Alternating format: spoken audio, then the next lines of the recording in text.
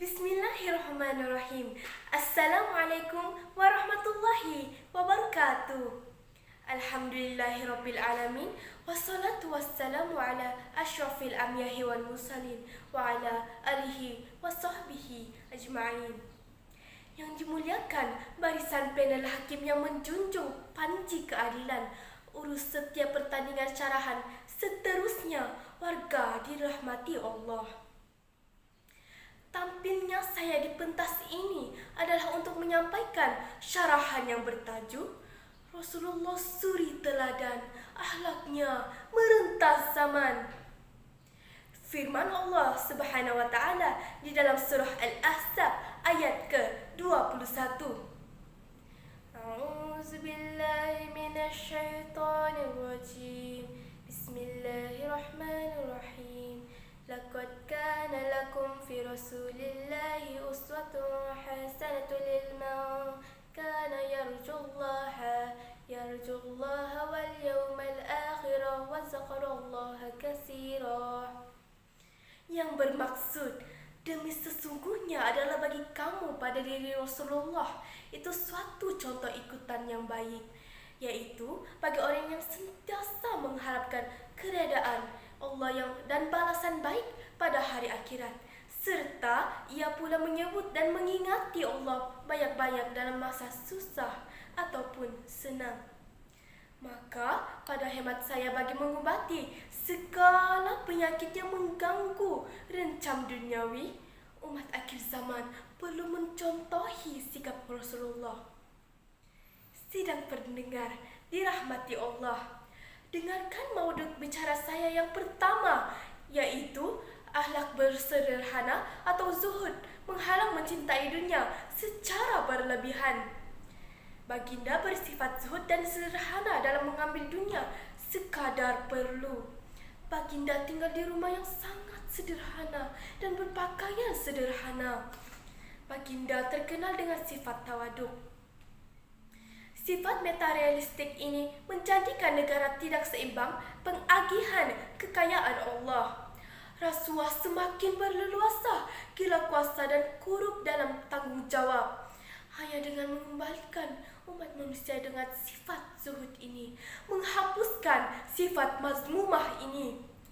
Selaras dengan gagasan Datuk Seri Dr. Anwar Ibrahim, Perdana Menteri Malaysia, mewujudkan masyarakat madani dalam negara.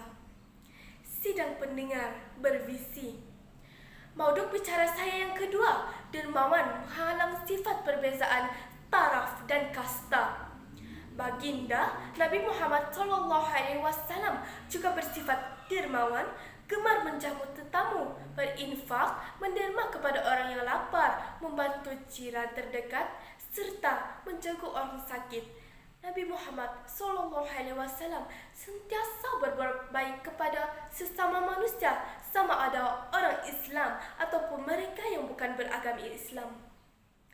Sabda Nabi Muhammad SAW dalam sebuah hadis yang bermaksud, dan pergaulilah manusia dengan akhlak yang baik. Hadis riwayat Ahmad, Tirmizi, Darimi. Sifat baginda Rasulullah ini merentas zaman. Sifat ini akan mengobati segala perpecahan dan perbalahan antara manusia.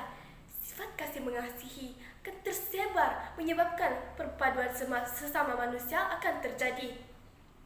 Sidang pendengar dikasihi Allah, maudud bicara saya yang ketiga, akhlak bijaksana menuntun keharmonian negara.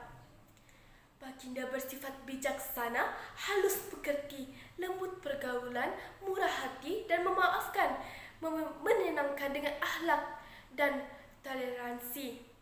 Sekiranya sifat bijaksana berhikmah ke baginda Rasulullah diamalkan oleh setiap individu, terutama golongan pemimpin, negara akan dirahmati. Imam Ahmad meriwayatkan daripada Abdullah bin Abbas mengenai kisah Sayyidina Umar yang memasuki bilik Muhammad SAW semasa menziarahinya. Umar berkata, "Aku terduduk dan aku melihat tanda tikar pada badan Nabi SAW. Aku ternampak segenggam gandum, sekeping kulit tergantung terus menangis. Kemudian Nabi SAW bertanya, "Wahai Ibnu Khattab, mengapa kamu menangis?" Aku menjawab, "Mengapa tidak ya Rasulullah? Aku lihat bekas tikar kasar di badanmu, dan aku melihat hartamu hanyalah sekarang apa yang aku lihat sekarang. Bayangkan Maharaja Rom dan Parsi dalam kemewahan, sedangkan engkau Nabi hidup seperti ini." Nabi bersabda, "Wahai Ibnu Khattab, apakah kamu tahu balasan bagi kita di akhirat, bagi mereka di dunia?" Kisah ini jelas membuktikan kepimpinan melalui teladan yang ditunjukkan oleh Rasulullah berjaya memartabatkan agama Islam sehingga kini. Sekiranya umat kini mencontohi sikap ini, nescaya negara kekal harmoni. Sidang pendengar sekalian, jelaslah bahwa penghayatan sifat-sifat Nabi perlu dibudayakan di setiap peringkat, sama ada keluarga maupun melalui institusi pendidikan bagi melahirkan sebuah ummah robbani. Firman Allah Subhanahu wa taala kepada semua makhluknya, "Kami tidak utus engkau, wahai Nabi Muhammad, melainkan untuk membawa rahmat bagi semesta alam." Surah Al-Anbiya ayat ke-21. Sesungguhnya baginda ikutan terbalik, walaupun kini kita berada dalam revolusi 5.0, era kecerdikan buatan dan ledakan teknologi maklumat, sifat-sifat baginda tetap relevan.